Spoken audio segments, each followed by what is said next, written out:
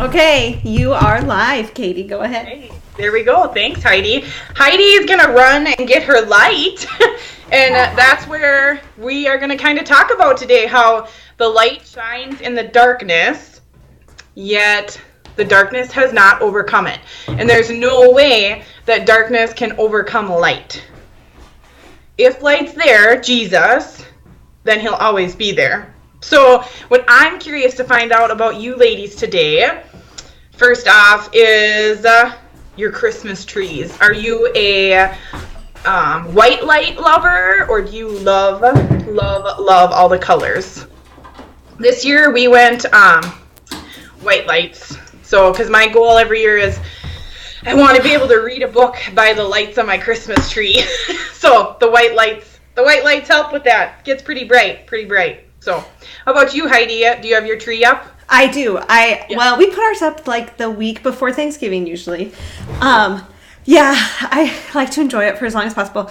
And we are solidly like white lights in our house, except last year our kids like demanded colored lights. We have like an extra tree that's kind of skinny and little, and it has their homemade ornaments on it. Yep. And so I was like, this is such a small thing. If children want colored lights on that tree, like, sure. Yeah. And so that's how ours in the basement is. It's kind of their tree. They do their thing with it. So. Right. Yeah. And it's like, they've grown on me. Like, they're kind of cheerful in a different way. There's like classy, and then there's like just cheerful and filled with holiday joy. You know what I mean? Yeah. Yeah, and I love when you're driving around and you can see people who have the colored lights. They're so cute. Right. Like, I know, me too. I'm always like, I feel like I have zero opinions about anyone else's lights. Like, I just enjoy them freely. You know what I mean? Yeah. And isn't that the way it should be really in life? Like, there's like a place where there's, black and white truth and stuff in the Bible. But at the same time, there's like, why do we have so much judgment over the way other people do things? Like, just, if you like colored lights, do it. And I can enjoy it. Yeah, that's probably not a hill we need to die on, colored lights or white lights. Right? But I think, there's maybe a little bit that, and I'm not jumping ahead or anything, but just like in our Bible story today, like two women with some stuff going on. And it's just so easy to judge where a person's at. That's like obviously like much more dramatic version than like what Christmas lights you choose or anything. But, I think this tiny little discussion of what Christmas lights we like does apply in so many ways to other things. And it's no mistake that Jesus so often uses that parable of, light. He's the light of the world, like literally, but then he also is the light. Yay, we have a couple people joining us. Hello, everybody. Good morning. Katie, again, I want to remind the viewers that when we do it together, like, I'm the only one who can see the comments, unfortunately, right now. Unless blind. I have to wait till the end. I know. I guess you could, like, get your phone out and look at it, but then, I feel like that would be hard. I actually have my phone out currently to try to share it to the I Love My Shepherd page, so I'm going to do that so no one misses it. So I'm going to let Katie talk for a little bit. Okay, so, like Heidi was saying, we're going to get into that, and you can start thinking about this now, because we're going to pose that question later on as we're reading through this scripture account of Hagar, is who are these women in our lives, or people in our lives, not necessarily just women who are in the wilderness? Are we reaching out to them and providing the light of Jesus? Because we have that light. So are we, like that kid's song said, are we hiding under a bushel? No, we got to let it shine. I feel like, I'm sorry, jazz hands. Jazz hands. There you go.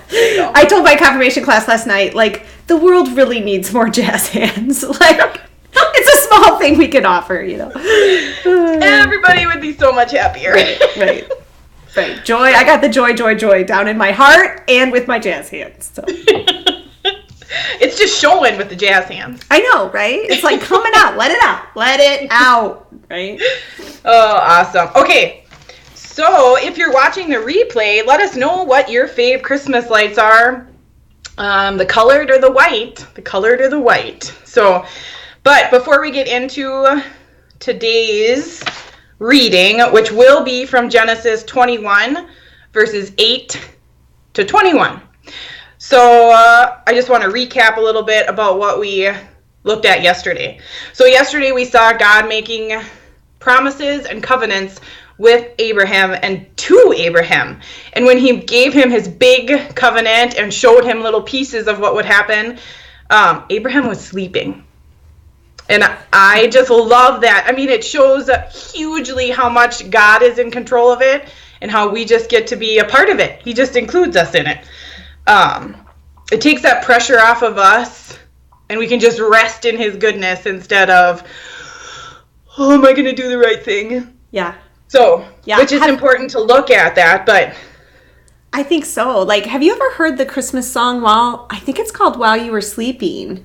Oh, I can't remember who it's by. I'll put a link. I'll send it. Maybe we can put it on our pages. But it's by, a Christian artist. But the whole concept is like Jesus was born like while we were sleeping or whatever, And I just think that's cool. I'm not even sure that's like actually like really true and stuff. But doesn't it say he was born at night? I don't know. I should look up the baby Jesus story again. But just that concept that God, he's working and working and working. And, sometimes he does his best work. I am a EMDR therapist, which means I work in like memory processing. And all of that happens mostly while you're sleeping. God does so much work in our brains and our bodies and who we are that we just can't even know. And think about when we rest, how much work he's doing. That's not less than what he does, when we're out running around and like we can obviously see we're doing like kingdom work, so I love that point. That was my favorite piece so far this week, Katie. It was really powerful. Yeah. There's a pastor that I follow on all the social media, and he's planting a church out in the New York area, where I don't know. And he talks about that, like when he's resting, he gets to watch these people come to Christ. But when he's like busy. Oh, that's so true. It might be happening, but he misses it. He doesn't get to see God working then, because then he figures it's all him doing it instead of God. True story. So, yeah. Awesome. And then we see that with Sarah, too, in this account. Sarah doesn't see a baby coming. She gets nervous and tells Abraham, go sleep with my servant. So then I'll know for sure, which, how does a wife do that? But that's what happened. I don't know. I feel like, so I think this is a lesson learned. It never goes well when the answer to your problem is go sleep with. Like, you know what I mean? Like, I feel like that's a life given. I hope we all are there and understand that. But this is actually like a little message for the world. And I think that, interesting. I love how you reference like the earlier Genesis 16 passage. Like you didn't write where it was at, but the fact that, I didn't realize there were two accounts of Hagar, like kind of going out and her and Sarah having these like issues and stuff. But sandwiched between, I think, is like Abraham telling Sarah to go pretend to not be his wife again for the second time, right? So like Abraham and Sarah continuously solve their problems with this kind of like dynamic where it's like, basically inviting other people into their marriages. And whether you're married and now or if you're single, like you're still inviting someone into your marriage, even if you're single. I think that's a good way to look at it, like because God has that person planned for us. And it's just, wow, do we really want to complicate things? And Abraham and Sarah, they're kind of a mess in that realm, and it's comforting that they're a mess. Yeah, and I can say from experience that does create messes when there is that in the past, and then you're in your marriage. Like, it's not, I didn't think about it when I was young and single, but it does. It does. It's that really instant gratification thing that we all have. And just like with Sarah, Yeah, and I think what we learned, too, from Hagar's story, which we're going to continue talking about, and from Sarah's story, is that God heals even our biggest messes, whether that's from the past or our present, like God's healing the mess constantly. Yeah. And I think sometimes even not even in an intimacy issue, but we invite other people into our marriages and we don't go to our spouse first. Like there is a time for that, for counseling and things. But if I go and talk to my mom all the time when I get in an argument with my husband, right, it's probably not the healthiest. No, it isn't. Yeah. One of our viewers reminds us that God uses messy people. And I just, it's true. You just say it over and over again. Like, God uses the mess. He, from my book, one thing I'm constantly saying all the time is he's going to make everything beautiful in his time, in its time. Like he has a plan for that mess even. Yep, for sure. So then if we keep going in this narrative here, Sarah gets nervous and has this baby, or Hagar has this baby. And even before the baby's born, Sarah has these jealousy issues. So she gets really nasty with Hagar, and Hagar decides to run away. Mm-hmm. So God meets Hagar that time too and says, go back to Sarah, I have a plan for you and this child. And then when Isaac, the promised child, is actually born, Sarah sees this interaction between Ishmael, the servant, Hagar, her child, and Isaac.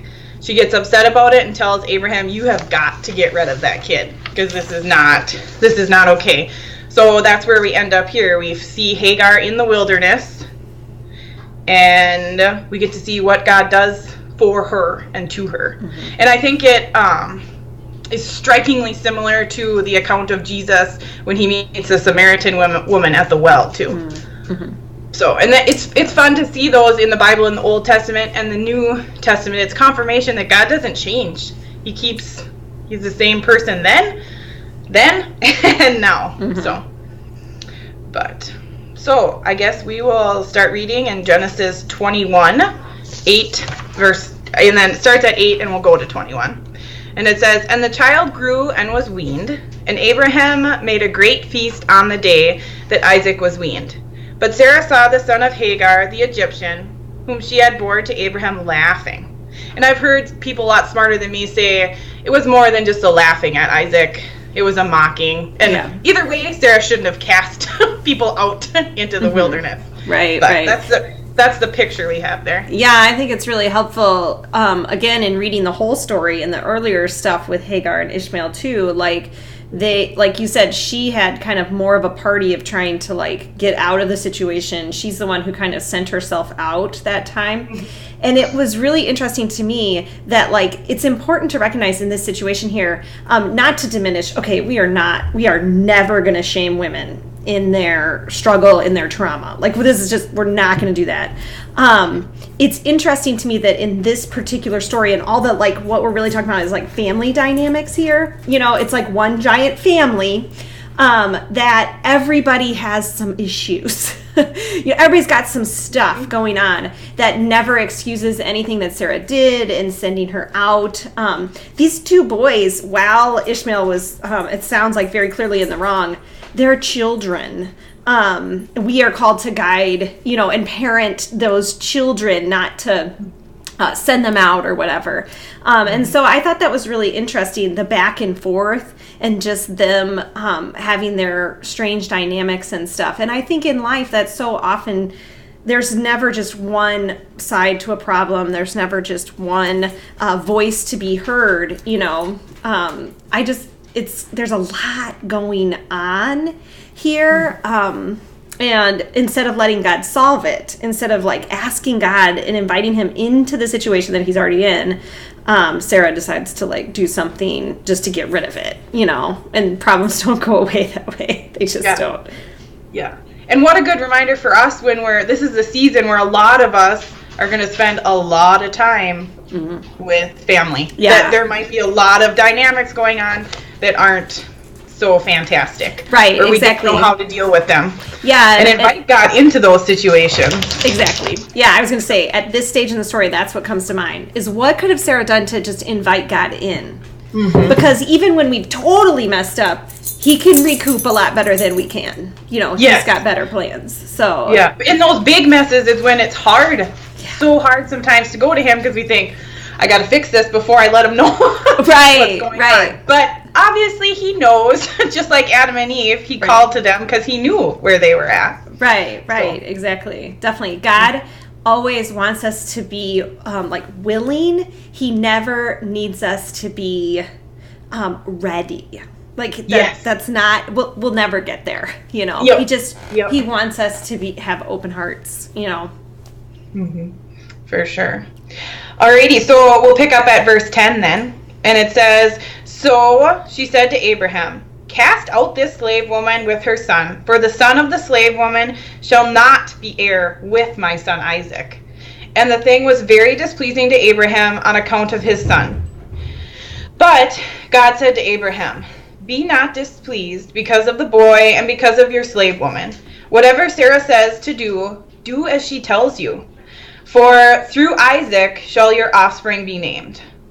And I will make a nation of the son of the slave woman also, because he is your offspring.' So Abraham rose early in the morning and took bread and a skin of water and gave it to Hagar, putting it on her shoulder along with the child, and sent her away. And she departed and wandered into the wilderness of Beersheba." So I just want to pose a question here before we boogie along. And you can answer in the comments or you can just think about it. But I think we can look at it from two different ways. We can look at it and see, when have I been in a wilderness? When have I been Hagar? And God has provided and sustained me. And who's in my life right now that is in a wilderness, in a really dark place, that I can shine the light of Jesus to? Mm-hmm. Yeah, and people, they can use names or not names too, you know, or first names or made up names or whatever. But yeah, I think that's, like you said, important to really consider both sides of it. It's amazing to me and difficult to me that God is the one that tells Abraham to go ahead and do that. You know, did that strike you at all? Yes. Yes, you just want to pause and go, God, this does not seem your character. Yes, that's the word I was going to use too. It seems outside of God's character. And I think it's, first of all, it makes us aware that we don't fully understand his character. Mm-hmm. Like that's, you know, God is much larger and much more God than we are simple humans. But then also I think that because our brains are like so like kind of twisted by sin sometimes, we are unable to see the light of what he's doing. You know, like his light shines different than we think it should shine. And so sometimes we're going to rest in him and trust in him. And like he tells Abraham, like, I have a bigger plan. I'm not going to ignore these children of mine, you know, and he even assures Abraham of that. So yeah. Should we share any of our wilderness or, you know, things that come to mind for sure. us? I think for me, I had an unplanned pregnancy, my oldest, and that was my biggest wilderness to date. You know, that's definitely oh man. Yeah. And that was my doing, like I had put myself in that wilderness. Yeah. So that makes me have a heart for women or even dads who find themselves in that situation, you know. Oh yeah, totally. I mean, I think like we just connected the dots earlier of like all the consequences of that and stuff too. But it's amazing to me to watch what God does with that wilderness. You know, I think of the women when I was reading this morning, thinking of Hagar. You know, what is our first response when someone tells us they're pregnant and they're not married? I think, unfortunately, particularly within the Christian church, our first response is law. You know, our first response is, this isn't right. And while it's important to identify, you know, the truth of sin and the destruction of it, I wish we could get to a place where the Holy Spirit would well up and our first response would be compassion. Because that always seems to be Jesus's. Like, he doesn't ignore the truth, but it seems like all of truth is wrapped in compassion when he comes to the woman at the well. Like, his posture is one of compassion rather than, you know, that posture of like judgment, and then it turns to compassion. You know, like, but you got to make sure that you knew that this was totally wrong. Right, right. Like, we're really afraid, like, if we give compassion, people might be confused into thinking, and you know, I was deciding with my youth, like, whether we should go do the Walk for Life, for instance, in our state. And I just thought it would be a really great experience for them, and was really contemplating this. But the thing that holds me back is this may be silly, but will the signs be like positive and caring, or will they be like hurtful? And while yes, abortion kills, like that's an important message. In our current cultural context, again, I think that posture matters of how we're coming at it. And so, in my head, I would really like to see signs that say like, we love moms, we love dads, we love, grandmas, we love, we love babies, like, but wrapping all that in. And so I think of maybe some of the wilderness emotions that you first had when you found out you were pregnant, that maybe fear or shame and internal like wonderings, the what ifs and stuff. That's everything going on in that person's mind. Those are very natural emotions. I worked at a pregnancy center, never met a woman in or outside the church that didn't have those emotions first, so I think maybe like that invites us in to give compassion before we hammer people with truth. Like, I don't know. It's complicated, but. Yes, for sure. Thanks for sharing that, Katie, by the way. And a couple of our viewers mentioned like how much awesomeness has come out of your life from that wilderness, Yeah, and I'm a person who grew up in the church. Like, I know all these stories. I know the compassion of God, but until you screw up and it's that blatant, your little youth group persona gets ripped away. And you're standing naked with Adam and Eve. Right. Yeah, totally. And, I'll just share, and I don't probably want to stay on this forever because I feel like, but at the same time, like I really value our listeners, and maybe if they feel comfortable sharing something, I want to give them some time. So I'm going to share a little bit more if that's okay with you, Katie. But for sure. And I'll have a post with this question too. So if they want to process a little bit and then share with us later this afternoon, they can. That's awesome. So. I really love that. But we had a few seasons ago, and some people know this who know us really well, but some people don't, is we had a season of really pretty extreme mental health in our household. And it was funny because I was a therapist. Like, I mean, this is my profession. And I don't know why, almost like ministry, I thought that like exempted me from like big problems or something. Like I should be able to handle this. But instead, I did not know how I was going to solve it. I didn't know how God was going to solve it. I was so frustrated and even angry, just like a lot of anger rooted out. Like, why would this be part of my life, God? And just walking through the wilderness. And I think for me, that wilderness was defined for wrestling with whether God cared, whether he saw me or not. I felt like abandoned, I guess. And it's interesting, the two dynamics, because I've also been in wildernesses like your own that was like, okay, this is a consequence from my own actions. And then this wilderness is like kind of the other side where you're like, I have people send me messages that said like, oh, we like eat healthy and take our vacations, so that doesn't happen to us.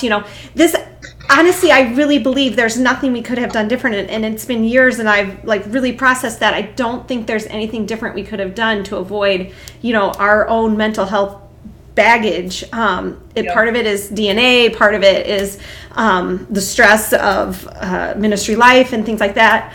And so like there are those wildernesses we walk through that you can't do anything about. There's an essential oil for it. Yeah. And I think that sense of abandonment is what creates the wilderness, because belonging, I think, is the opposite of wilderness. Knowing you have a tribe to walk through it with you. But there's appropriate places to be alone. And God sends Hagar into that wilderness and has her for a moment alone, I think, to show her something. He doesn't love any hurt we go through. He doesn't love any sin in our lives.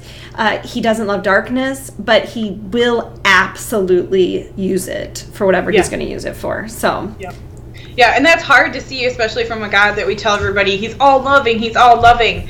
But part of that loving is there is this sin in the world, so he's going to even use that. I know, right? Yeah, and that's a complicated thing, but praise the Lord. Praise the Lord. I need to know that. And I think Hagar, that's the thing that, like, she's a mom in that wilderness, and her son is suffering and going to die. I mean, that's really the issue of the story, right? Is like not she's not worried about herself dying. She's like worried about watching her son die.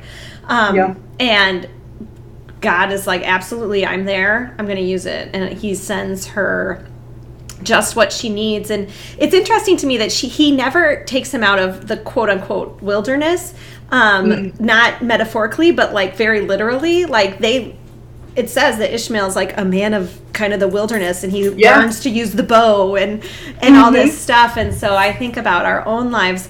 What does God want for that wilderness? You know, you were just really honest about, you know, kind of a quote unquote big sin. We don't believe in big sins, by the way. Yeah, like, but it looks big to everybody. It looks big to me. It feels heavy, I guess, you know.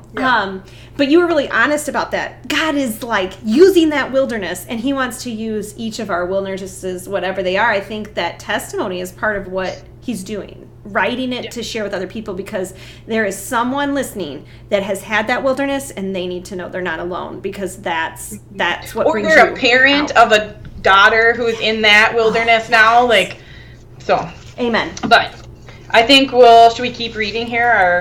Sure. We're really chatty this morning, everyone. So I know, but that was like such a good conversation. I know. Because it is a hard one to have to talk about people's wildernesses. And I think we as women want to have this conversation so bad. You know? Yeah. We need to have it. And so, anyway, yes, please continue. It was good. But let's hope it continues on that post later this afternoon. Amen. That would be awesome. Good. So, or if you're watching the replay, go find that post. So, let's see. We are at verse about 16, right before 17. And then it says, "And she sat opposite him. She lifted up her voice and wept. And God heard the voice of the boy, and the angel of God called to Hagar from heaven and said to her, 'What troubles you, Hagar? Fear not, for God has heard the voice of the boy where he is. Up, lift up the boy and hold him fast with your hand, for I will make him into a great nation.' Then God opened her eyes, and she saw a well of water." So Heidi kind of alluded to this before when she was talking about how sometimes we just don't see Jesus. We don't see what he's doing. We just can't. You know, especially when you're in the wilderness and there's stress and anxiety and just crap, you don't see it. And like the disciples when they were walking on the road to Emmaus, this is the guy who they had listened to for 3 years at least, talk to them. He walks up next to them and they don't recognize him until he opens their eyes. Yeah, I think we would like to be, that we would be different if we were the disciples. You know, I always think that's a funny thing. I would recognize him. I would never deny Jesus. Like, how did they not see it? And I feel like that about the Israelites too. Like, why were they always like forsaking God? Like, what, didn't they know he's amazing? You know, but we are those people. And I think sometimes God actually also like it reminds me of like camels that have multiple eyelids. Like sometimes God like lowers one eyelid or something so that we are there a little longer, because he's still working on us. Like sometimes we don't see him immediately, and I think that's a work of the Holy Spirit. Sometimes it's not an exact science or anything, but and sometimes we need to be in a difficult place to come out of that difficult place with God, you know, and a intimate connected relationship, not a superficial one with him. And it's not God doing it so the change happens or something. It's not like a punishment but it's what God's gonna use to produce fruit. Right. So, because he's good at that. He's the fruit producer. Right. Totally. So, but alrighty. So then we'll pick up at the second half. Obviously, I cut verses in half here, but the second half of verse 19, it says, "And she went and filled the skin with water and gave the boy a drink." So it's the same with Hagar. She didn't see the well until God showed her where it was. And God was with the boy, and he grew up. He lived in the wilderness and became an expert with the bow. And there it says, like you said, Heidi, he was in the wilderness with his bow for his whole life. He lived in the wilderness of Paran. Is that how you say it? Where, my husband always tells me that Hebrew and Greek are dead languages. So, like, we don't really know how to pronounce it. So I can just do whatever I want. Within reason, right? Yeah. And his mother took a wife for him from the land of Egypt. Mm-hmm. So there we have it. God provided for Hagar. He showed her the water. God, and I don't know if I mentioned it, but when the disciples were walking on the road, that was after Jesus had died. So there's a reason, too, there that they weren't expecting Jesus to just stroll up alongside of them. That's a really good point. Yeah. No, it's totally true. I think it's interesting that... Again, I've never read this story with, like, Ishmael as the focal point of who God was saving, but that's the amazing thing about Scripture is, like, every time you read it, there's something different. Because it's living and active, And especially when you're reading it in a community with people. Yes. Yeah. I love that about when we have someone comment or when I'm reading through the posts that you have on your page, like, I'm learning so much from what other people say and think about the word because we only have one vantage point and God intended us for community so that we can, hear one another's vantage point. And honestly, part of the wilderness and what Hagar and Ishmael, I think, are missing is that, they were sent away from the people that they expected to care and love them. At least care for them or provide for their needs, and they sent them away. And so sometimes it becomes more obvious who God is because he's the only one that's really caring for our needs when people will fail us.